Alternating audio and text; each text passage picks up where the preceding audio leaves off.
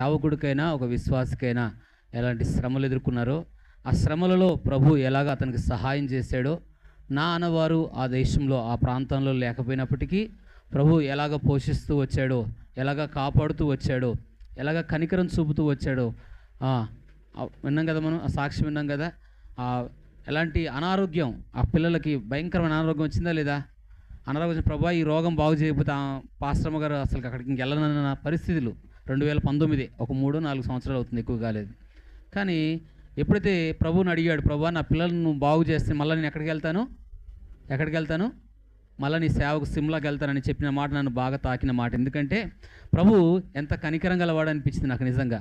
అక్కడ అతని అనారోగ్యాన్ని, ఆ పిల్లల అనారోగ్యాలను ఒక పక్క చూస్తే డబ్బు లేక, చూపించుకోవడానికి హాస్పిటల్ డబ్బు లేక, కానీ ప్రభు ఎంతగా కనికరం చూపాడో. ఆ పిల్లలకు మంచి ఆరోగ్యం ఇచ్చిన దేవుడు మనకిస్తాడా లేదా?